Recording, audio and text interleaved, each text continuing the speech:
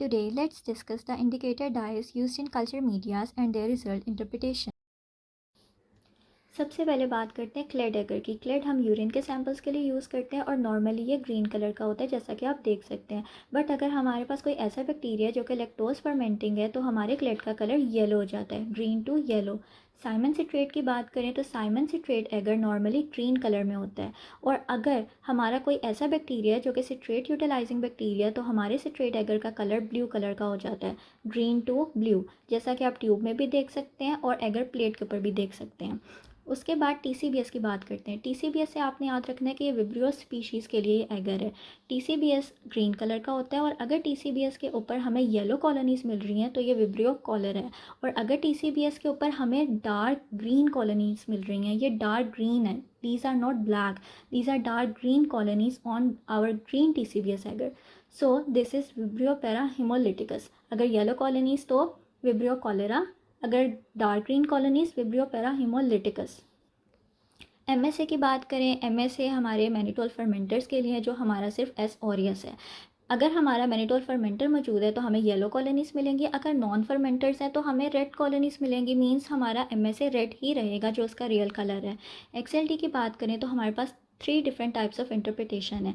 सबसे पहले अगर हमें येलो कॉलोनीज़ मिलती हैं तो इसका मतलब है कि कोई फर्मेंटर बैक्टीरिया मौजूद है, for example E coli.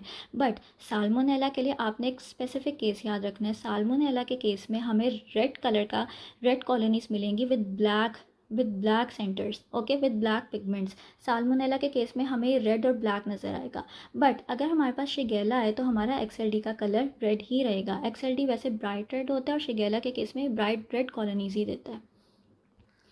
TSI interpretation देखते हैं तो ये जो हमारा टीएसआई है ये नॉर्मली रेड कलर का होता है, जैसा कि आप देख सकते हैं। इसका स्लांट भी रेड है और इसका बट भी रेड है। बट अगर हमारे पास कोई ऐसा बैक्टीरिया जो कि लैक्टोज फर्मेंटिंग है तो हमारा टीएसआई एगर का कलर येलो हो जाता है, स्लांट भी येलो, बट भी येलो। इसके अलावा कुछ बैक्टीरियाज ऐसे हैं जो कि गैस प्रोडक्शन भी देते हैं और इसके अलावा H2S प्रोडक्शन भी देते हैं। H2S प्रोडक्शन के केस में हमें ब्लैक कलर नज़र आता है, जैसा कि आप इसमें देख सकते हैं, हमें ब्लैक प्रेसिपिटेट नज़र आते हैं।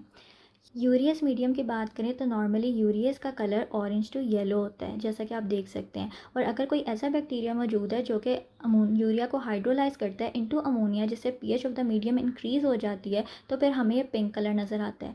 सो यूरिया के केस में ऑरेंज टू पिंक या येलो टू पिंक कलर हमें मिलता है।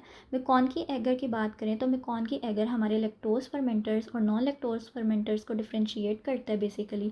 और जो हमारे लैक्टोज फर्मेंटर्स हैं वो पिंक कॉलोनीज़ देते हैं, जैसा कि आप देख सकते हैं, और जो हमारे नॉन लैक्टोज फर्मेंटर्स हैं वो कलरलेस कॉलोनीज़ देते हैं ऑन मेकॉन की eager.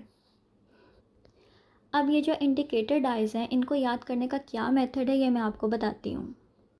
Except McConkie, all the medias containing C in their names will have bromothymol blue.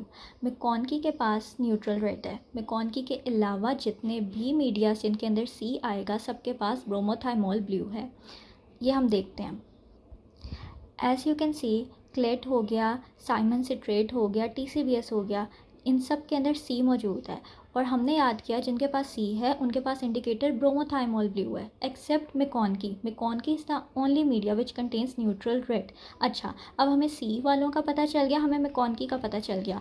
Accept both these, जो भी बच गए हैं सबके पास फिनोल रेड होगा। अगर हमें सीज़ वालों का पता चल गया, हमें मेकॉनकी का पता चल गया, तो हमें फिनोल रेड वालों का भी पता चल जाएगा। So that's it.